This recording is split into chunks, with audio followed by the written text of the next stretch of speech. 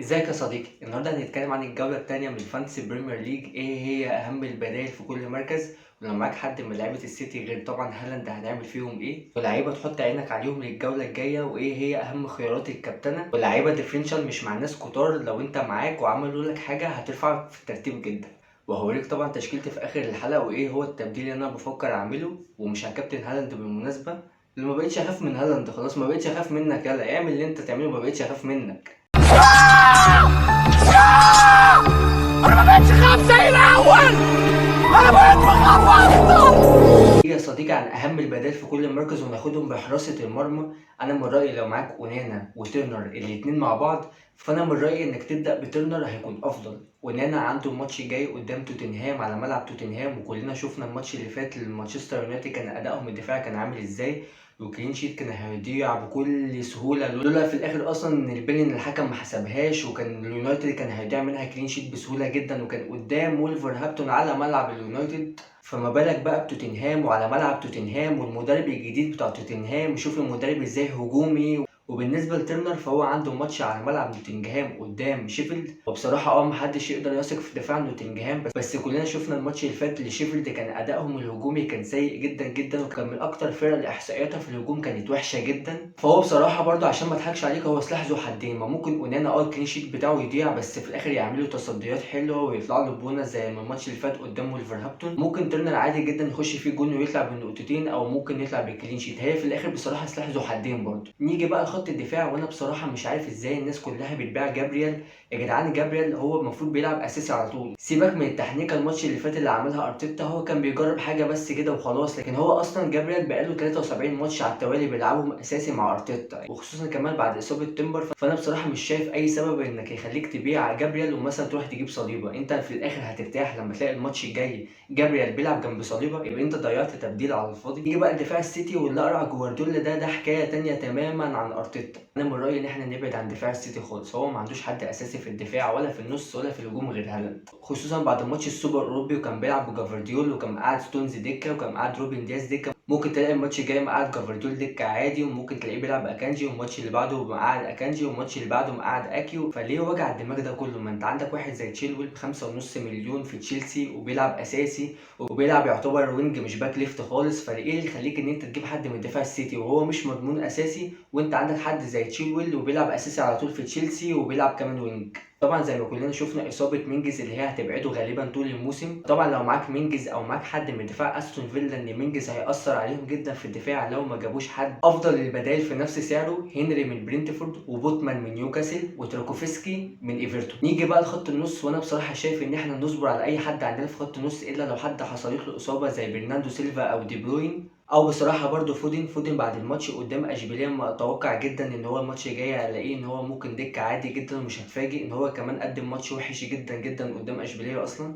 واهم الخيارات البديله ليهم مبويمو لو مش معاك، موسى ديابي من استون فيلا لو مش معاك، ايزي من كريستال بالاس، ولويس دياز من ليفربول، وماديسون طبعا من توتنهام اللي انا شايفه ان هو افضلهم اصلا من كل اللي انا قلتهم دول. لعيبه لازم تحط عينك عليهم الجوله الجايه جدا، جاكسون من تشيلسي، وتشيلويل من تشيلسي، ماديسون من توتنهام، وموسى ديابي من استون فيلا اللي هو بيلعب مهاجم تاني جنب واتكنز وب6.5 مليون بس، وبيلعب في نص الملعب. اهم خيارات الكابتنه ده بعيدا طبعا عن ابن الصرمه اللي ما بيتهدش ده، طبعا لو معاك حد من ليفربول قدام بورنموث على ملعب ليفربول، خصوصا لو صلاح او دياز، فبالنسبه لي دي طبعا اختيارات اولويه عن حتى كمان هالاند. اصل انت بالعقل كده يا صديقي اقنعني، لما انت كنت بتجيب حد من ليفربول لو صلاح او لويس دياز او دييجو يوتا، انت كنت بتجيبه من البدايه خالص خصوصا للجوله التانية عشان قدام ماتش بورنموث هوم، فجالك ماتش بورنموث هوم اللي انت جايب حد من ليفربول خصوصا عشان الماتش ده، ايه اللي يخليك ان انت ما تكابتنش حد منه وتروح تكابتن هالاند قدام نيوكاسل؟ العقل والمنطق يقول ان احنا برضو نكابتن هالاند، بصراحه هو ما فيش اي عقل ومنطق ان احنا نكابتن حد غير هالاند خالص، اي حاجه تانية دي فزلكه مننا احنا.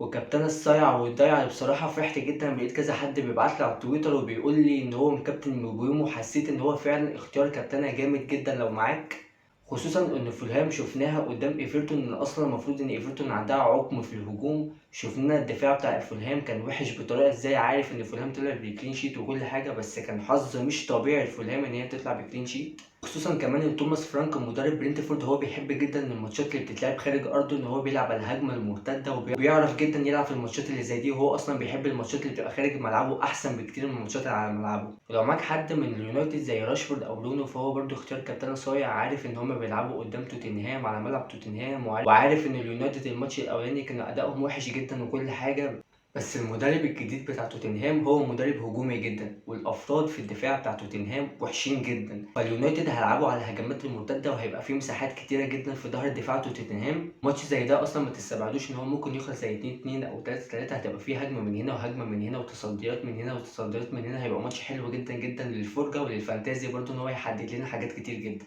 واللاعبين اللي لازم نحط عينينا عليهم جدا زي جواو بيدرو من برايتون، انا بالنسبه لي اخطر بكتير جدا من ميتوما، ومعاه ضربات جزاء اقرب جدا للمرمى من ميتوما. وهيرفي بارنس من نيوكاسل كان دكه الماتش اللي فات، بس شفناه لما نزل اساسي عمل ايه، جاب جون وعمل اسيست وكان خطير جدا جدا على المرمى.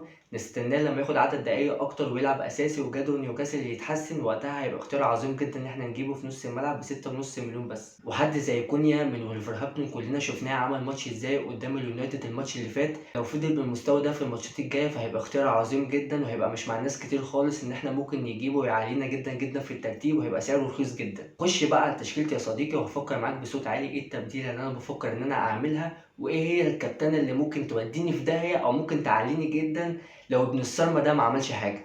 انا بصراحه رايح مع ترنر عن اونانا ان هو في حراسه المرمى.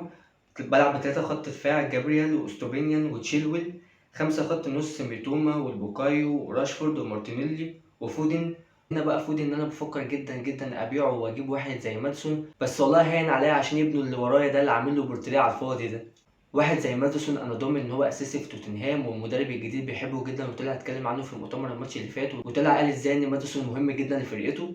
وحد زي فودن بصراحه ان احنا كل ماتش نبقى قاعدين حاطين ايدينا على قلبنا ان احنا نبقى مستنيين منه ان هو يكون اساسي ولا لا. انا حد زي فودن ده اصلا انا ما كنتش هجيبه في التشكيله لولا ان ماتش السيتي كان اول ماتش في الجوله، لما نزل تسريبات ان فودن هيكون اساسي فجبته على حساب حد زي مبومو، وللاسف مبومو هو اللي جاب جون وفودن ما عملش حاجه خالص. طبعا في الهجوم ابن الصرمه